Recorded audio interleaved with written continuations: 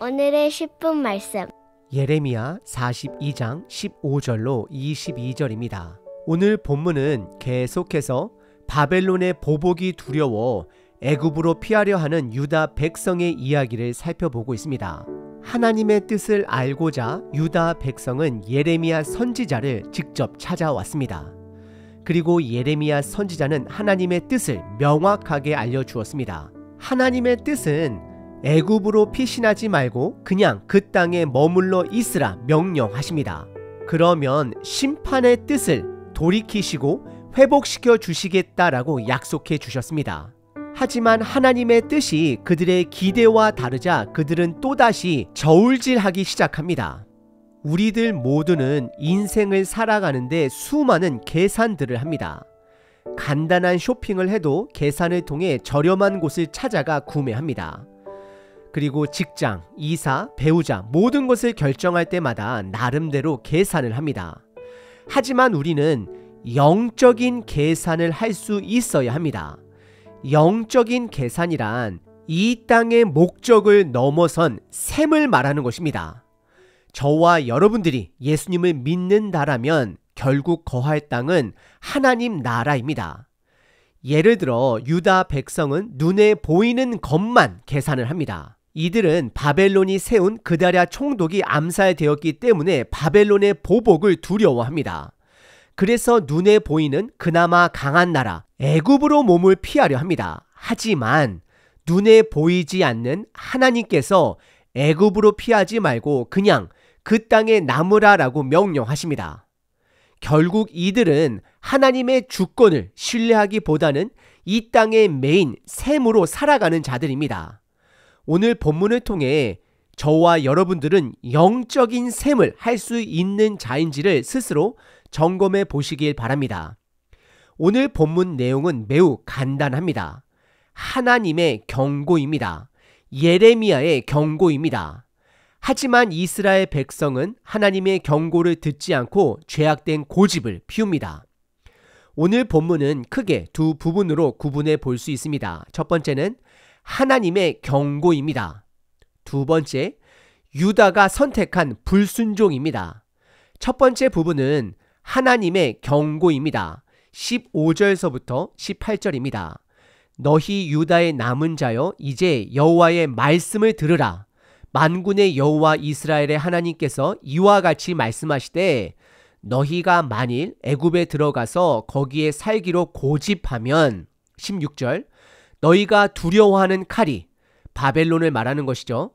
애굽 땅으로 따라가서 너희에게 미칠 것이요 너희가 두려워하는 기근이 애굽으로 급히 따라가서 너희에게 임하리니 너희가 거기에서 죽을 것이라. 17절 무릇 애굽으로 들어가서 거기에 머물러 살기로 고집하는 모든 사람은 이와 같이 되리니 곧 칼과 기근과 전염병에 죽을 것인즉 내가 그들에게 내리는 재난을 벗어나서 남을 자 없으리라. 18절 만군의 여호와 이스라엘의 하나님께서 이와 같이 말씀하시되 나의 노여움과 분을 예루살렘 주민에게 부은 것 같이 너희가 애굽에 이를 때에 나의 분을 너희에게 부으리니 너희가 가증함과 놀램과 저주와 치욕거리가 될 것이니라.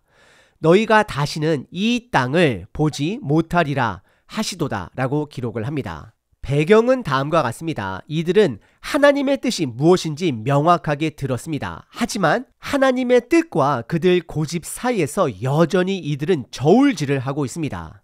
그러다가 결국 하나님의 뜻이 아닌 이들 판단에 눈에 보이는 애굽으로 떠날 준비를 하고 있는 것입니다. 그러자 하나님은 15절에 예레미야를 통해 다시 한번 그들에게 경고를 하고 계시는 것입니다. 사실 이것은 또 다른 기회를 주시고 있는 것입니다. 그래서 시작 부분에 너희 유다의 남은 자여라고 시작을 합니다. 42장 2절에 보시면 유다 백성들은 본인 스스로를 적은 무리다라고 표현을 했지만 하나님은 그들을 향하여 너희들은 남은 자다라고 말씀을 하십니다. 관점의 차이입니다. 유다 백성은 바벨론의 침공으로 수많은 사람들이 포로로 끌려가 본인 스스로를 적은 무리가 되었다라고 고백을 하지만 하나님은 남은 자들이다라고 표현하시며 그 남은 자들을 통해 회복시킬 이스라엘을 말씀하고 계시는 것입니다. 그리고 그들을 향해 여호와의 말을 들으라라고 촉구하십니다. 그리고 이스라엘만의 하나님이 아닌 만군의 하나님됨을 강조하십니다. 그리고 만일 애굽에 들어가서 거기에서 살기로 끝까지 고집하면 16절에 너희들이 두려워하는 바벨론의 칼이 애굽 땅까지 미치게 될 것을 경고하십니다. 결국 너희들 모두는 애굽에서 죽게 될 것을 말씀하십니다.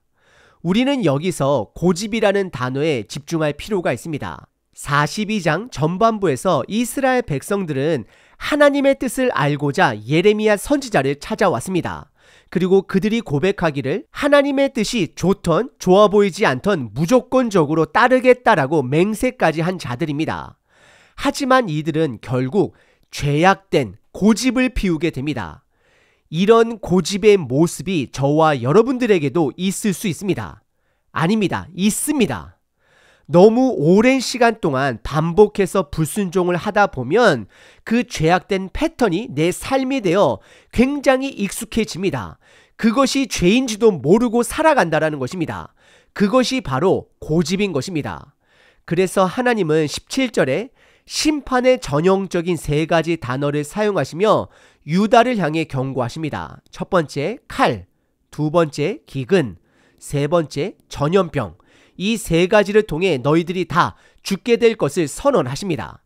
그리고 18절에 다시 한번 만군의 하나님이다 라고 말씀을 하시며 불순종 시에는 약속의 땅을 보지 못할 것이다 라고 선언하십니다. 사실 이 경고는 또 다른 하나님의 기회가 되는 것입니다. 돌아오라는 하나님의 말씀이 되는 것입니다.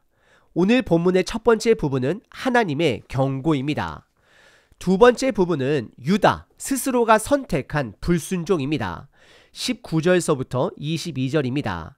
유다의 남은 자들아 여호와께서 너희를 두고 하신 말씀에 너희는 애굽으로 가지 말라 하셨고 나도 오늘 너희에게 경고한 것을 너희는 분명히 알라. 20절 너희가 나를 너희 하나님 여호와께 보내며 이르기를 우리를 위하여 우리 하나님 여호와께 기도하고 우리 하나님 여호와께 말씀하신 대로 우리에게 전하라. 우리가 그대로 행하리라 하여 너희 마음을 속였느니라. 21절 너희 하나님 여호와께서 나를 보내사 너희에게 명하신 말씀을 내가 오늘 너희에게 전하였어도 너희가 너희 하나님 여호와의 목소리를 도무지 순종하지 아니하였은즉 22절 너희가 가서 머물려고 하는 곳에서 칼과 기근과 전염병에 죽을 줄 분명히 알지니라 라고 기록합니다. 먼저 19절과 20절에 이들의 파멸은 이들 스스로의 결정에 따른 책임이 됨을 강조합니다. 19절에서 다시 한번 유다의 남은 자들이다 라고 표현하십니다. 하나님의 계획은 이 남은 자들을 통해 다시 그들을 회복시키는 것입니다. 그리고 분명히 하나님은 애굽에 가지 말 것을 경고했음을 명확하게 드러내십니다. 그리고 20절에 예레미야는 너희가 먼저 하나님의 뜻을 알길 원했고 하나님의 뜻대로 선택하며 살겠다라고 약속을 했지만 너희들 스스로가 그 언약을 깼음을 명확하게 합니다. 그래서 20절 끝부분에 보시면 너희 마음을 속였다라고 밝힙니다. 그리고 21절은 하나님의 말씀을 전해도 듣지 않은 것은 유다가 됨을 명확하게 드러냅니다. 그래서 22절에 그들이 심판받을 수밖에 없는 상황이 됨을 선언하고 계십니다. 오늘 본문의 두 번째 부분은 유다가 직접 스스로 선택한 불순종입니다. 오늘 본문은 하나님의 뜻을 명확하게 알았음에도 불구하고 그 뜻대로 하지 않은 유다 백성을 향한 하나님의 심판 선언입니다. 결국 이들의 계산은 이 땅의 계산법입니다.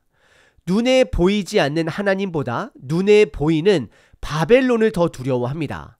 그리고 눈에 보이지 않는 하나님보다 눈에 보이는 애굽을 더 신뢰합니다. 저와 여러분들은 어떠하신가요?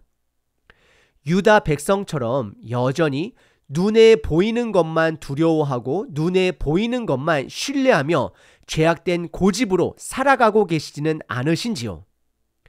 지금이라도 멈춰야 합니다. 돌아가야 합니다. 하나님의 경고는 사실 기회입니다. 오늘 본문 유다는 애굽으로 이동할 준비를 하고 있었습니다. 그때에 하나님은 유다를 향하여 멈추라라고 말씀하고 계시는 것입니다. 생명의 기회를 주시고 있는 것입니다. 저와 여러분들이 오늘 하루를 살 수 있는 것은 하나님께 돌아갈 수 있는 하루의 기회가 됨을 기억하셔야 합니다. 하나님은 예수님을 통해 구원의 문을 비록 좁은 문이라 할지라도 그 좁은 문을 모두에게 열어주셨습니다. 그 구원에는 저와 여러분들의 노력이나 지분이 전혀 없습니다. 하지만 그 구원의 문을 향해 걸어가는 그 여정의 몫은 저와 여러분들의 것입니다. 당연히 성령 하나님께서 동행해 주십니다. 그 구원의 길을 걷는 자들은 이 땅에 보이는 계산법이 아니라 하나님 나라의 믿음의 계산법으로 살아가야 합니다. 오늘 본문에서 하나님은 예레미야를 통해 20절에 너희들 스스로가 너희들 마음을 속인 자가 됨을 명확하게 밝히십니다. 그렇습니다. 복음의 문이 열린 것 자체에는 저희들의 노력이나 공이 전혀 없지만 그 길을 걸어가는 과정 속에는 분명 저와 여러분들의 책임 부분이 있음을 명확하게 밝히십니다. 결국 하나님의 뜻을 찾고 그 뜻대로 살아가는 길만이 생명의 길이 됨을 밝히시고 계십니다. 오늘 본문을 통해 성령 하나님께서 저와 여러분들의 죄악된 고집을 보여주신다라면 성령님을 의지하고 그 고집을 멈추시는 저와 여러분 되시길 바랍니다. 365일 기도문입니다. 만일 그들이 순종하여 섬기면 형통한 날을 보내며 즐거운 해를 지낼 것이요. 말씀하시는 하나님 아버지, 나처럼 작은 자에게 말하시고 뜻을 보이심에 감사합니다. 오늘도 이 아침에 가장 먼저 주님을 생각하고 주님의 뜻을 살펴봅니다. 아버지의 뜻을 보여주소서. 내가 듣겠습니다. 순종하겠습니다. 오늘 내가 어떻게 살아야 하는지 보여주소서. 오늘 내가 회개해야 할 것들이 무엇인지 보여주소서. 오늘 내가 무엇을 위해 살기를 원하시는지 알게 하소서. 아버지의 뜻을 아는 것이 있거든 바로 순종하길 원합니다. 말로만의 신앙이 아니라 살아감의 행함의 신앙이 되겠습니다. 오늘 순종의 날로 만들어 기쁨의 저녁을 맞이하길 원합니다. 작은 것부터 아버지께서 원하시는 길로 가기를 원하니 성령 하나님 동행하여 주시고 도와주시옵소서. 세상의 계산법에 따라 타협하고자 하는 유혹을 이기게 하시고 오직 주님과 동행함으로 주님께 영광 올려드리는 하루 되게 하소서. 예수 그리스도의 이름으로 기도합니다. 아멘. 항상 기뻐하라. 쉬지 말고 기도하라. 범사에 감사하라.